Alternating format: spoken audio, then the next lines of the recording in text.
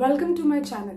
I'm back again with another important useful tip as how to improve your English.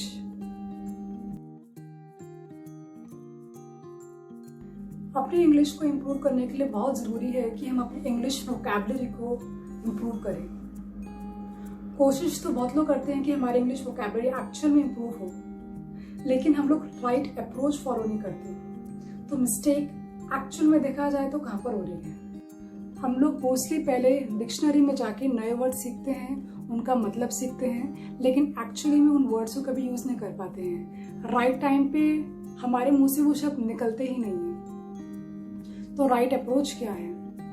हमें करना क्या है? हमें नए वर्ड्स डिक्शनरी में जाके पहले नहीं सीखने हैं। हम जो कुछ भी पढ़ रहे हैं, चाहे वो कोई बुक हो या कोई न्यूज़पेपर हो, उसमें आप कुछ नए वर्ड्स ढूंढ रहे हैं। जब आप कोई सेंटेंस पढ़ रहे होते हैं तो उसमें कोई नए वर्ड्स आ रहे होते हैं, तब आप उन नए वर्ड्स को देखिए कि वो किस कॉन्टेक्स्ट में यूज हुए हैं। So learn the new word from the phrases and not as a single word. तो जब आपको दिख रहा है कि कोई पर्टिकुलर वर्ड एक सेंटेंस में कैसे यूज हुआ है, तो आपका माइंड उसे याद कर पाएगा और रियल लाइफ सिनेरियोस में वो आपको बता पाएगा कि आपको यहाँ पे वो वर्ड यूज करना है।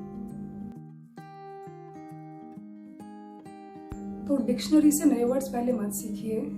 आप जो कुछ भी पढ़ रहे हैं, न्यूज़पेपर हो या फिर कोई बुक हो, वहाँ पे आपको कोई नए वर्ड्स मिल रहे हैं, तब आप देखिए कि वो वर्ड किस कॉन्टेक्स्ट में यूज़ हुआ है। अगर उस वर्ड का मतलब आपको जानना है, तब आप डिक्शनरी में जाइए, उसका मतलब ढूंढिए और कोशिश कीजिए उस वर्ड के आप 1 या 2 सेंटेंस खुद अपने आप से बनाइए और उसे अपने कम्युनिकेशन में यूज़ करने की कोशिश कीजिए। तब आप देख पाएंगे कि एक्चुअल में आपकी जो इंग्लिश वोकैबुलरी है वो इम्प्रूव हो पा रही है। So the thumb rule is to not learn new vocabulary from dictionary as a single word, but learn from the newspaper और एनी बुक इन फ्रेजेस। इससे आपका माइंड जो है वो एक्चुअली में उन वर्ड्स को रिटेन कर पाएगा एंड राइट टाइम पे आपके मुंह से वो एक्चुअल में वो शब्द निकलेंगे। So friends, share this useful tip with the maximum and do not forget to subscribe my channel. That's it.